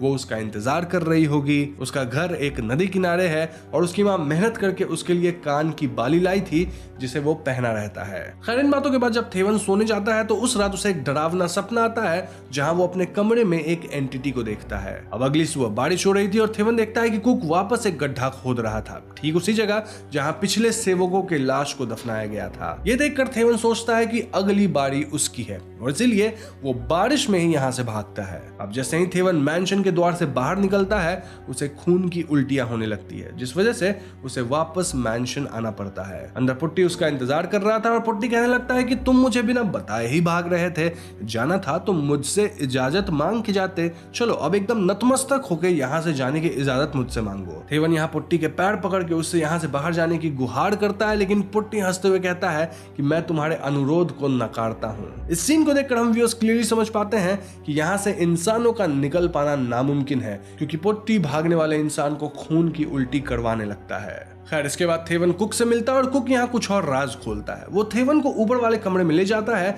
जहाँ जंजीर थी और वहाँ थेवन एक लाश देखता है। ये लाश कोडुमन पुट्टी की थी। जी हाँ दोस्तों, इस पॉइंट पे रिवील होता है कि जब कोडुमन पुट्टी चत्तन से लड़ने गया था तो वो भी चत्तन को हरा नहीं पाया। इसके परिणाम अनुसार चत्तन अब उसका रूप लेके इस मैंशन पे राज करता है और वो असली पुट्टी को यहाँ जंजीरों से बांध कर रखा था। आज असली पुट्टी अपना दम तोड़ दिया था और कुक उसके लाश को ही दफनाने के लिए गड्ढा खोद रहा था। इस पॉइंट पे हम व्यूअर्स भी समझ चुके थे कि इस मैंशन पे चतन राज कर रहा है, जो कि एक सुपरनैचुरल एंटिटी है। तभी तो उसके पास सुपरनैचुरल पावर्स हैं, उसे अपने सेवकों के बारे में सब पता रहता है और वो सबकी बात भी काइंड ऑफ सुन लेता है, जो भी लोग मैंशन में बात करते हैं वगैरह वगैरह। कुक बताता है कि इस जगह से बाहर जाने का सिर्फ एक उपाय है और वो उपाय यहाँ के बेसमेंट में है। दरअसल बेसमेंट के अंदर एक लॉक्ड चेंबर है जिसे हम तहखाना कह सकते हैं और उसमें किसी तरह का शाश्वत दिया जल रहा है, यानी कि ऐसा दिया जो कि कभी बुझा ही नहीं है। तो अगर उस दिए को बुझा दिया गया तो पुट्टी यानी चत्तन कमजोर हो जाएगा और हम यहाँ से बाहर निकल पाएंगे। दिक्कत बस ये थी कि वो चेंबर लॉक्ड है और उसकी चाबी कहाँ है ये पुट्टी के अलावा किसी को मालूम नहीं। इनफैक्ट पुट्टी तो इस चेंबर के ऊपर ही मंडराता रहता है, उसकी रक्षा करता है। मोreover कुछ टाइम बाद इस चाबी को हासिल करना भी इम्पॉसिबल होगा, क्योंकि इस जगह का प्रभाव ऐसा है कि लोग यहाँ अपनी पुरानी लाइफ भूल जाते हैं। इस बात को प्रूव करने के लिए कुक थेवन से पूछता है कि तुम्हें क्या लगता है, तुम कब से यहाँ हो? थेवन कहता है कि मैं कुछ ही दिन पहले यहाँ आया था। और ऐसे में कुक पूछता है कि तुम कुछ दिन पहले यहाँ आए थे या फिर कुछ महीनों पहले यहाँ आए थे? जी हाँ दोस्तों, थेवन को यहाँ रहते हुए महीनों हो गए थे, लेकिन उसे इस बात का एहसास तक नहीं हुआ था। यहाँ कुक थेवन से पूछता है कि क्या तुम्हें अपना नाम तक याद है? एंड टू अ सरप्राइज थेवन अपना ही नाम भूल चुका था। इनफैक्ट उसे अपनी माँ तक का नाम याद नहीं था। इन चीजों को देख थेवन डिसाइड्स कि वो किसी तरह उस चेंबर की चाबी को हासिल करके रहेगा। थेवन सीधा पुट्टी के पास जाता है और उसे कहता है कि आप मेरे साथ एक बार बोर्ड गेम खेलो। पुट्टी कहता है कि अब तुम्हारे पास लगाने के लिए बचा ही क्या है, और थेवन कहता है कि मेरे पास चाबी है। अब चाबी सुनते पुट्टी अपने कमर पे हाथ रखता है, विच इंडिकेटेड कि पुट्टी चाबी को अपने वेस्टी में कमर के पास बांध के रखता है। यह पता लगते थेवन तुरंत बात बदल के कहता है कि आपके पास मेरी जिंदगी की चाबी है, तो वो आजादी की चाबी के लिए मैं खेलना चाहता हूँ। पुट्टी यहाँ थेवन की बातों को धुतकार के चला जाता है और उसके साथ बोर्ड गेम नहीं खेलता। खैर तो कुक और थेवन प्लान करते हैं कि आज रात कुक मस्त खाना बना के पुट्टी को बहुत खिला देगा, जिससे पुट्टी सो जाएगा और तब थेवन चाबी चुरा लेगा। कुक खाना बनाने लगता है कि तभी रसोई में पुट्टी आके कुक को चोक करने लगता है। एक सेकंड के लिए हम व्यूअर्स को ऐसा लगता है मानो पुट्टी को इनका प्लान पता चल गया है, लेकिन ऐसा शायद नहीं था, या फिर शायद था, आगे बताऊंगा। बट इस पॉइंट पे पुट्टी तो कुक को सिर्फ इसलिए सजा दे रहा था क्योंकि कुक कुछ दिनों पहले थेवन को मदिरा पिला दिया था, जो कि सिर्फ पुट्टी का है, बाकी किसी का नहीं। कुक फौरन पुट्टी से माफी मांगता है और पुट्टी उसे वार्न करके यहाँ से चला जाता है। तो उस रात प्लान के मुताबिक सब कुछ होता है, जहाँ पुट्टी खा पी के मस्त सो जाता है। थेवन एक चाकू लेकर पुट्टी के पास जाता है और उसके कमर के पास चाबी ढूंढने लगता है, बट सरप्राइजिंगली थेवन को चाबी नहीं मिल रही थी। तभी एकदम से पुट्टी उठता है और थेवन पे हमला कर देता है। पुट्टी यहाँ अपना मुंह खोल के थेवन को उसके अंदर देखने कहता है ताकि वो थेवन की आत्मा खींच सके, लेकिन तभी वो एकदम से रुक जाता है। अब यहाँ आता है कहानी में ट्विस्ट, जहां हमें पता चलता है कि कुक अपना ही एक अलग प्लान अपने मन में ही बना के रखा था, जिसके बारे में ना तो थेवन को पता था ना ही पुट्टी को। दरअसल जब पुट्टी कुक पे रसोई में हमला किया था, तभी कुक चुपके से उसके पास से चाबी चुरा लिया था। इस पॉइंट तक तो कुक बेसमेंट में जाके उस चेंबर यानी तहखाने को खोल के वहां के दिया को बुझा दिया था, जिस वजह से एकदम से पुट्टी रुक गया। पुट्टी यहाँ से चला जाता है और थेवन कुक से मिलके उस पर भड़कने लगता है कि तुम तो मुझे भी धोखा दे दिए, कुछ अलग ही प्लान कर दिए। कुक का कहना था कि उसका ऐसा करना जरूरी था। मोरोवर अभी खेल खत्म नहीं हुआ है, क्योंकि हमें उस चत्तन को मैजिकल बॉक्स में कैद करना है जिसमें से वो पहली बार निकला था। तभी हम इस मैंशन से बाहर निकल सकते हैं, और यही मौका है क्योंकि चत्तन अभी कमजोर है। ऐसे में ये दोनों मैजिकल बॉक्स लेके चत्तन को ढूंढने उसी चेंबर में जाते हैं और चत्तन इनके सामने आता है। चत्तन इन्हें मैनिपुलेट करने लगता है, लेकिन कुक बहुत तेज था और वो चत्तन की बातों में बिल्कुल नहीं आता। इनफैक्ट कुक थेवन को भी वार्निंग दे दिया था कि चत्तन के चाल में कभी मत फंसना। अब इस पॉइंट पे एक और बात रिवील होती है। दरअसल ये कुक कोडुमन पोट्टी का बेटा था। जी हाँ दोस्तों, पोट्टी का किसी निचली जाति की औरत के साथ अफेयर था और उसी से ये कुक पैदा हुआ था। तो भले कुक निचली जाति का है, लेकिन उसके अंदर पोट्टी खानदान का खून दौड़ रहा था। यहाँ कुक कहता है कि कोई भी इंसान ब्राह्मण जन्म से नहीं होता, कर्म से भी होता है। इसके बाद थेवन और कुक मिलकर नकली पोट्टी यानी चत्तन पे हमला बोल देते हैं। चत्तन अब भी इन पे अकेले भारी पड़ रहा था और लड़ाई के दौरान कुक और थेवन अलग भी हो जाते हैं। हम पूरे मैंशन के कॉरिडोर को घूमता और सिकुड़ता देखते हैं, जिसमें कुक और थेवन लुढ़क रहे थे और फंस गए थे। स्टिल थेवन खुद को आजाद करता है और कुक भी संभल के चत्तन पे हमला करता है। पोट्टी यानी चत्तन यहाँ कुक को अपना बेटा बोल के बेवकूफ बनाने की कोशिश करता है, लेकिन कुक उसकी एक नहीं सुनता। एक पॉइंट पे ये दोनों मिलकर चत्तन को ओवरपावर करते हैं, उसे स्टैब वगैरह करते हैं और कुक उसके हाथ से एक अंगूठी निकाल लेता है। इसके बाद वो पोट्टी के शरीर को आग लगा देता है और ये आग फैल के मैंशन में भी काइंड ऑफ लगने लग जाती है। आग से पोट्टी पूरी तरह जल जाता है और फाइनली हम उसके शरीर से चत्तन को बाहर निकलते देखते हैं। यानी कि दोस्तों, हमें चत्तन का असली रूप देखने को पहली बार मिला। चत्तन काफी डरा हुआ था और छुप रहा था और कुक अब अंगूठी पहन के चत्तन का मास्टर बनने का प्लान कर रहा था। थेवन कुक को यह कह के रोकता है कि अगर तुम मास्टर बने तो फिर वही साइकिल रिपीट होगा, जहां तुम्हें पावर मिलेगी और तुम कमजोर को प्रताड़ित करोगे। इन द एंड हमेशा कमजोर लोग ही प्रताड़ित होते हैं और इसीलिए तुम इस अंगूठी को मत पहनो। लेकिन दोस्तों, कुक थेवन की एक सुनने के लिए तैयार नहीं था। ऐसे में थेवन और कुक में लड़ाई छिड़ जाती है, जहां ये दोनों एक दूसरे को बहुत चोटिल करते हैं और चत्तन चुपचाप इनका खेल देख रहा था। अब तक मैंशन में आग फैल चुका था, जिसके कारण ये पुराना मैंशन पूरी तरह से गिर जाता है, मतलब टूट जाता है। इसके बाद हमें अगली सुबह का सीन दिखाया जाता है, जहां थेवन इस मैंशन से बाहर निकल रहा था। इस बार वो बिना खून की उल्टी किए यानी कि आसानी से बाहर आ पाता है और थोड़ी दूर जाने के बाद अचानक से कुक उस पे हमला कर देता है। ऐसा इसलिए क्योंकि थेवन के पास अंगूठी थी और कुक को वो अंगूठी वापस चाहिए थी। इस हाथापाई में कुक नोटिस करता है कि थेवन के कान की जो ईयर रिंग थी वो नहीं थी और थेवन थोड़ा अजीब भी बिहेव कर रहा था। ये देखते कुक रियलाइज करता है कि ये तो थेवन है ही नहीं। जी हाँ दोस्तों, यहाँ हम व्यूअर्स को मैंशन का सीन दिखाया जाता है, जहां असली थेवन तो मैंशन के टूटने से उसमें दब के मारा गया था। चत्तन अब थेवन का रूप ले चुका था और उसके पास अंगूठी भी थी। ये देखते कुक वहां से भागता है और नदी किनारे वो चिल्लाने लगता है। तभी कोई तो कुक को गोली चला के मार देता है और हम ये समझ पाते हैं कि ये काम पोर्तुगीज सोल्जर का था, जो कि उस एरिया के आसपास घूम रहे थे। यहाँ नोट करने वाली एक और बात है कि चत्तन मूवी में काफी पहले कुक से कहा था कि तुम्हारी मौत बिजली गिरने से होगी, और कुक के लिए गोली बिजली गिरने जैसा था। यानी चत्तन की बात काइंड ऑफ सही हुई। खैर, इसके बाद हम थेवन को देखते हैं, जो कि अभी असल में चत्तन है और वो अपना हाथ मुंह पानी में धोता है। पानी में से पुट्टी की रिफ्लेक्शन दिखती है, डिपिक्टिंग कि वो भी अब पुट्टी जैसा हो गया है। यानी नॉट ओरिजिनल पुट्टी बट चत्तन वाला, क्योंकि चत्तन अब थेवन के रूप में है। थेवन यहाँ वो अंगूठी पहन लेता है, यानी कि उसका उस पर कंट्रोल है और फिल्म यहीं पे खत्म हो जाती है। तो सीरीज की कहानी सिलाशपुरा गांव की है, जहां सरकार को रेयर अर्थ मिनरल्स के पाए जाने की खबर लग जाती है और ये मिनरल्स पूरी दुनिया में हेल्थ और फार्मा सेक्टर को रिवॉल्यूशनाइज कर सकती थी। ऐसे में मैंगोन कॉर्पोरेशन वहां माइनिंग एक्सपेडिशन के लिए तैयार थी, लेकिन सिलाशपुरा के लोगों का जनरल सेंटिमेंट इस माइनिंग एक्सपेडिशन के खिलाफ था। अब गांव वाले क्यों एक्सपेडिशन के खिलाफ थे, ये अपने आप में एक बहुत बड़ी गुत्थी है, जो मैं आपको थोड़ी ही देर में बताऊंगा।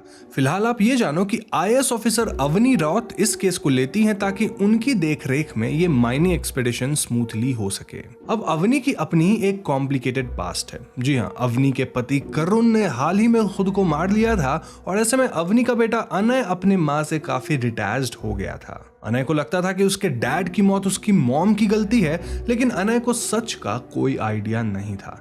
नाउ आप सोच रहे होंगे कि करुण ने खुद को क्यों मारा। वेल, ये एक राज की तरह है जिसका पर्दाफाश धीरे धीरे होता है। नाउ कमिंग टू सिलाशपुरा, इस जगह पे लोग अपने गांव के हिस्ट्री को बहुत मानते थे और ये मान्यताएं ऐसी थी कि बाहरी लोग शायद इसे सुपरस्टिशन कह दें। गांव के लोकल प्रीस्ट हेड, जिन्हें सीरीज में प्रमुख स्वरूप कहा गया है, वो इस माइनिंग एक्सपेडिशन के सख्त खिलाफ थे क्योंकि उनके ऊपर ही वहां के शिला स्थल को सुरक्षित रखने की जिम्मेदारी थी। अब जबकि मैं यहाँ शिला स्थल का जिक्र कर ही रहा हूँ, तो चलिए मैं आपको इस गांव के लोगों की मान्यता के बारे में थोड़ा बताता हूँ। तो बेसिकली प्राचीन काल में इस गांव में एक राजा था जिसकी हालत नाजुक थी और ऐसे में राजा के बेटे और उसके कजन ब्रदर्स में गद्दी को लेकर लड़ाई छिड़ गई। इस लड़ाई में एक तरफ थे 5 भाई जिन्हें हम करपल्ली कह सकते हैं और दूसरे तरफ थे 50 भाई जो कि आगे चलकर निकासिया कहलाए। यहाँ निकासियों के पास ज्यादा सेना और बल था, लेकिन करपल्लियों के पास अपना एक सीक्रेट वेपन था।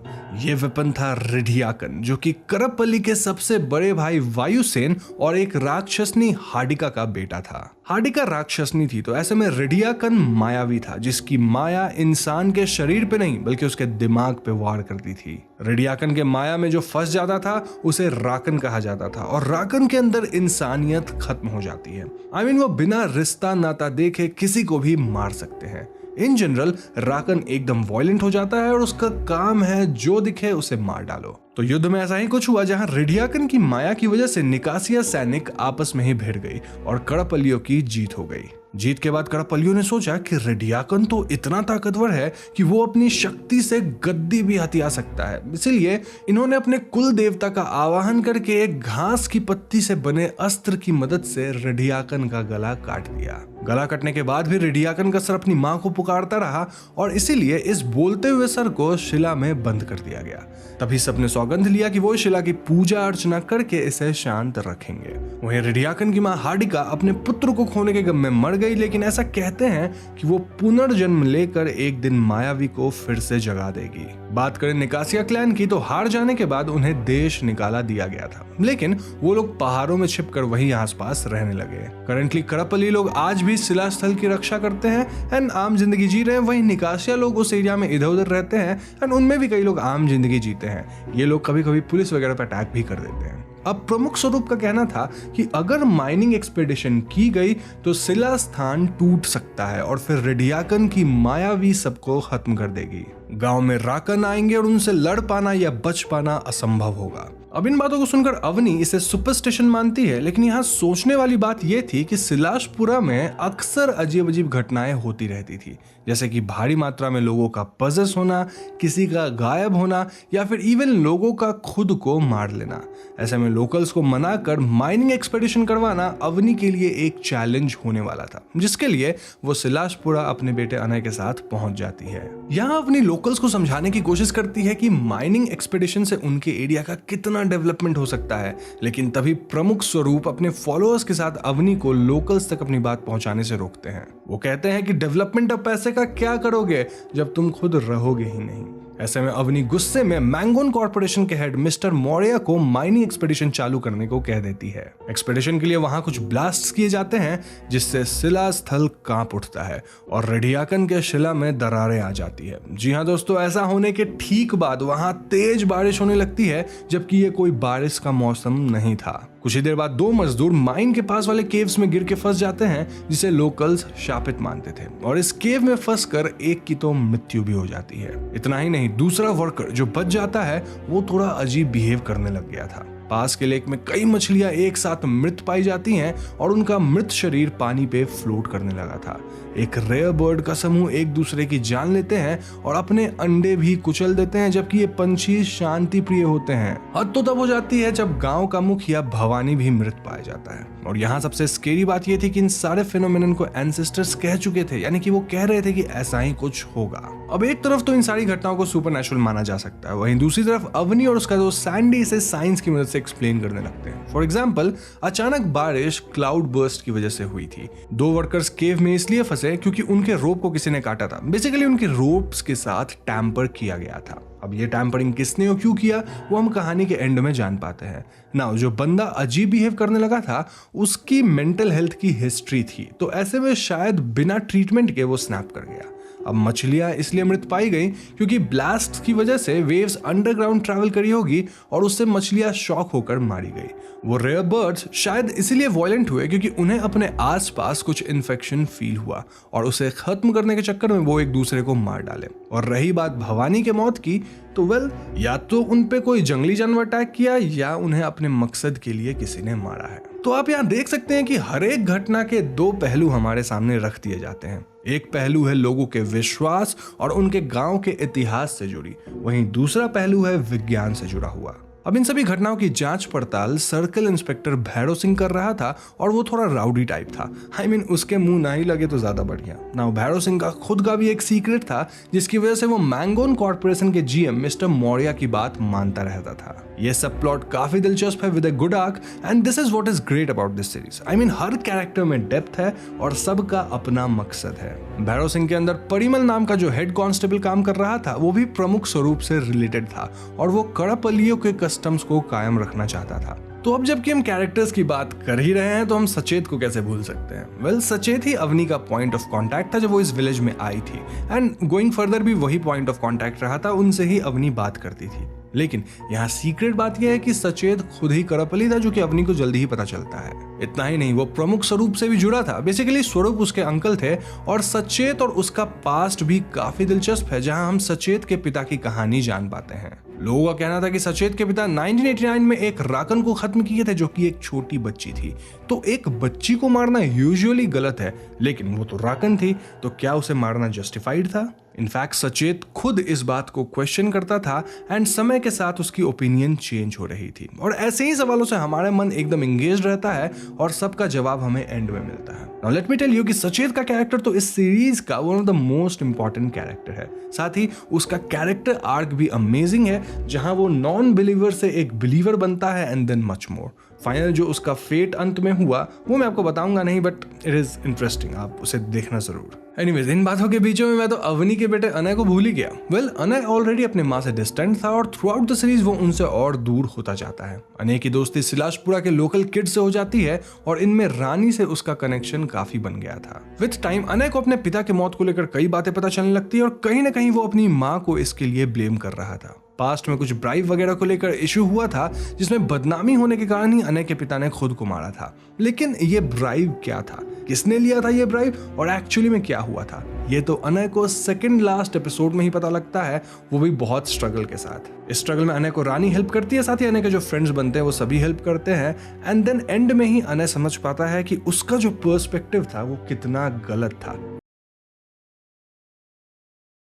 तो मूवी के ओपनिंग सीन में हम जेम्स नाम के किरदार से इंट्रोड्यूस होते हैं जो एक क्रिश्चियन फैमिली से बिलोंग करता है और वो केरला में रहता है। जेम्स एक सिनेमा हॉल में काम करता है और फिलहाल वो अपने फैमिली और अपने विलेज के बाकी सभी लोगों के साथ तमिलनाडु के डिफरेंट चर्चेस घूमकर वापस केरला जा रहा होता है। रास्ते में इनकी बस एक ढाबे पर रुक जाती है जहाँ खाना खाते वक्त जेम्स काफी इरिटेटेड दिखता है। अब ऐसा इसलिए क्योंकि जेम्स केरला से था और उसे वहाँ का ही कल्चर, खाना वगैरह पसंद था। तो ऐसे में तमिलनाडु का जो खाना वो खा रहा था वो उसे बिल्कुल अच्छा नहीं लग रहा था और इसलिए वो कंप्लेन भी करने लग जाता है। वो इरिटेटेड होकर कहने लगता है कि खाना बिल्कुल बेस्वाद है, चाय कितनी मीठी है वगैरह वगैरह। तो खाना खा लेने के बाद सभी लोग वापस बस में आ जाते हैं, जिसके बाद बस का driver Tamil movie songs play करना शुरू करता है और ये सुनकर जेम्स और भी ज्यादा इरिटेट होता है। जेम्स ड्राइवर के पास जाके बोलता है कि प्लीज तमिल सॉन्ग प्ले करना बंद करो, थोड़े मलयालम सॉन्ग्स भी चला दो। ड्राइवर उसकी बात मान लेता है और थोड़ी देर बाद गाना वगैरह सुनते हुए बस के सभी लोग सो जाते हैं। इस तरह बस आगे बढ़ती रहती है और थोड़ी देर बाद जेम्स की आंख खुलती है। आंख खुलते ही वो ड्राइवर के पास जाता है और तुरंत इस बस को रोकने के लिए कहता है। बस के रुकते हुए बस से उतर जाता है और वो खेत के बीच से होते हुए एक छोटे से गांव की तरफ जाने लगता है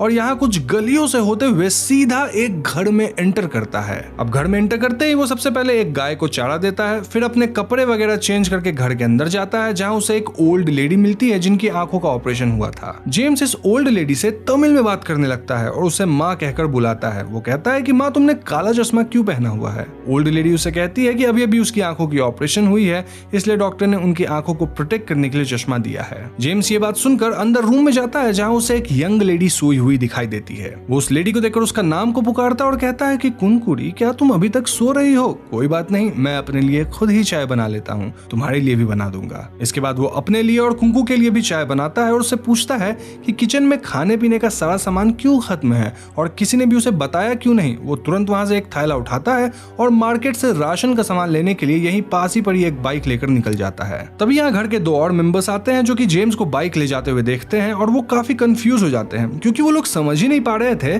कि ये आदमी कौन है और उनसे इस तरह से क्यों बात कर रहा है। I mean, जेम्स ऐसे बिहेव कर रहा था मानो वो इस परिवार का हिस्सा है, जबकि कोई उसे जानता तक नहीं था ना। क्योंकि जेम्स बाइक लेकर यहाँ से निकल गया था तो घर वालों को लगता है कि यह जरूर कोई चोर होगा और वो लोग उसके पीछे चोर चोर चिल्लाते हुए भागने लगते हैं। वहीं दूसरी तरफ बस में जेम्स की जो एक्चुअल वाइफ थी और उसका बेटा था वो बहुत परेशान हो जाते हैं और बस के सभी लोग जेम्स को ढूंढते हुए इस गांव में एंटर कर जाते हैं। यहाँ जेम्स अपनी वाइफ और बेटे के सामने उसी बाइक पर बैठकर ऐसे निकल जाता है जैसे उन दोनों को वो जानता ही ना हो और ये देखकर जेम्स के गांव वाले उस छोटे से गांव के सभी लोग काफी कंफ्यूज हो जाते हैं कि ये आदमी इतना अजीब बिहेव क्यों कर रहा है। वहीं कुंकू के घर की बात की जाए तो उसे ऐसा फील होने लगता है कि भैया जेम्स उसे जिस तरह से आवाज दे रहा था वो ठीक वैसे ही है जैसे उसका हस्बैंड कल्याण सुंदरम उसे आवाज दिया करता था। एनीवेज यहाँ से सीन शिफ्ट होकर जेम्स पे आता है जो कि गांव में एक खेत के अंदर जाता है और वहां की फसल चेक करने लगता है, जिसके बाद वो वापस विलेज के अंदर एक मंदिर में जाता है और क्रिश्चियन होने के बाद भी वो इस मंदिर में पूजा करने लगता है